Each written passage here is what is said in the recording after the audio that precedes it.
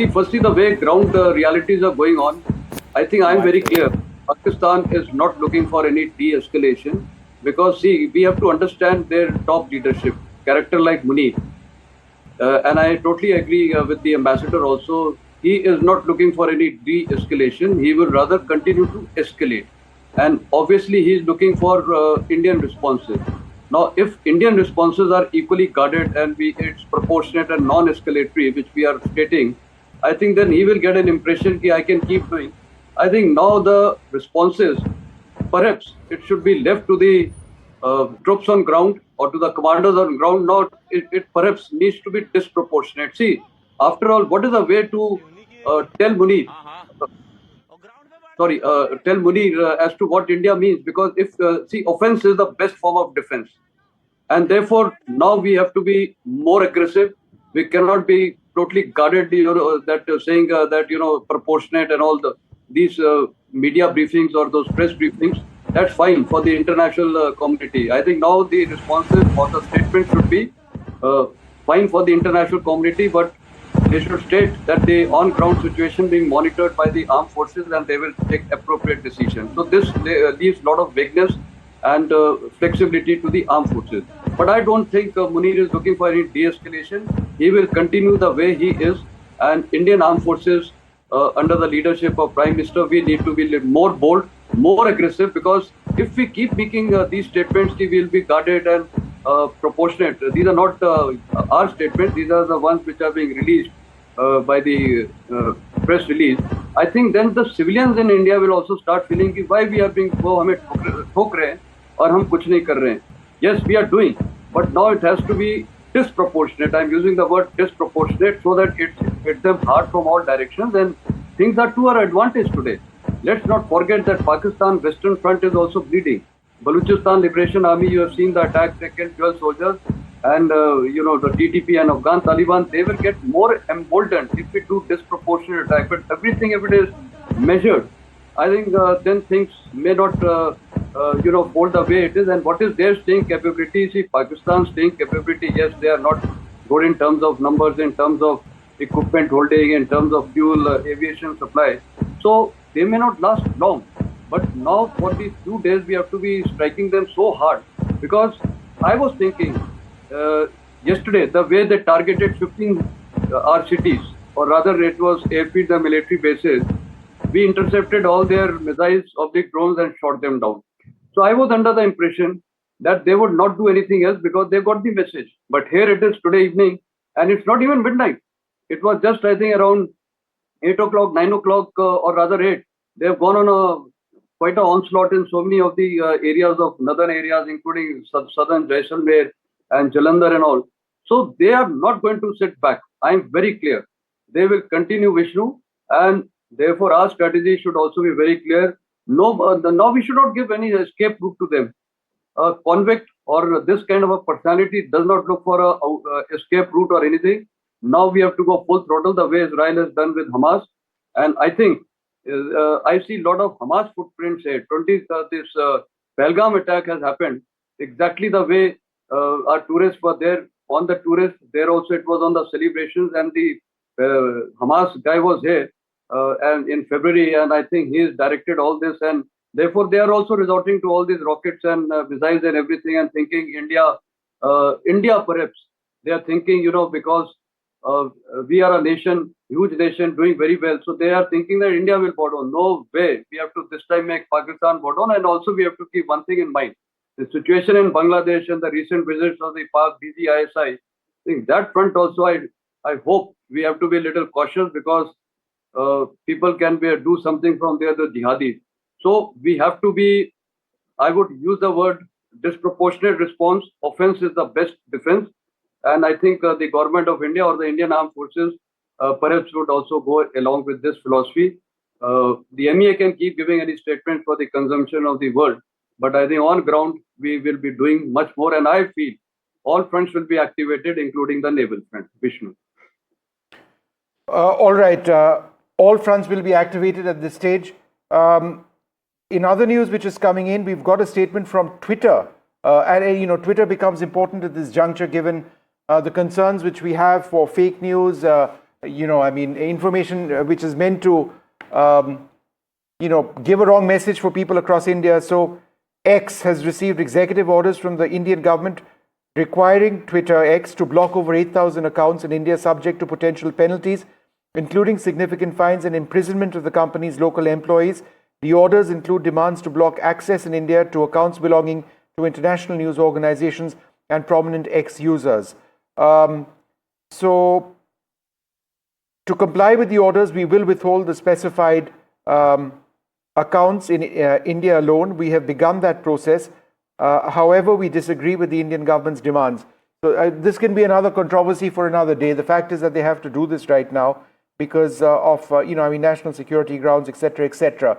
But they have been asked, and it is important news, to restrict or to curtail several accounts. There is a war-like situation happening, so perhaps that needs to be kept in mind at this stage. But that's something certainly that we'll be looking at very, very closely as well. General Narasimhan, you still with us, sir? I know it's been a long evening, but I'd like to thank all of our guests for being patient and with us as we collectively navigate this space. General Narasimhan, now we've got footage from Jammu. We've been trying to change this footage around. It's a tough question, but I'll ask it.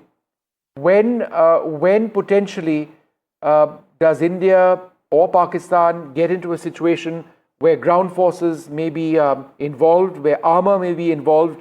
We've got a huge front between Punjab, Rajasthan and Gujarat, parts of Jammu as well. So when do you foresee that possibility? You see, at the moment, what has happened is we have only scratched the surface. Only the drones have been used, some missiles have been used, the ground forces have not come into play.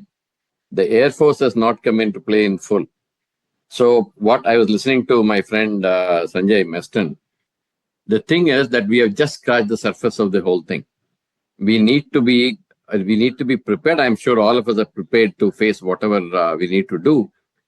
With the thing that we need to do is, are we wanting to escalate? One view is that Pakistan has done this. They keep repeatedly doing this. Our overtures to Pakistan has not helped, and so we must go full hog. That is Meston's view, which I could hear. The point that we need to keep in mind is, it also comes with some kind of penalty for us. Please understand, we are at a place where we are the world's largest growing economy. The reports have come out recently that we have come to 4th place ahead of Japan by about $100 million. And we are on the path of growth. And we are trying to come to 2047, which is supposed to be one of the hallmarks of our history. If you are on the path and you want to do that, you need to take actions in a manner that it doesn't affect that general line of direction. That is one. While saying that, I am not in any manner insinuating or implying that we should not go full hog when we need to. What we need to do is to do a calculated kind of movement. And that is going to take some more time, is what I personally feel. The escalation will happen. In my first remark in this particular session, I had mentioned that Pakistan will escalate before the de-escalation starts.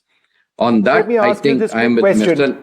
There's a breaking news development. The Saudi foreign minister is expected to land in Islamabad Friday as diplomatic activity speeds up in a bid to de-escalate tensions between Pakistan and India. In fact, let me ask Ambassador Srivastava, Saudi Arabia close to Pakistan, close to India as well. How important is this step, the Saudi foreign minister?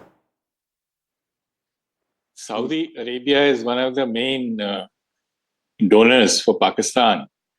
But Saudi Arabia has also sensed and has been victim of Pakistan's treachery. When Saudi Arabia needed Pakistani support in 2015 in Yemen against Houthis, Pakistan backed out.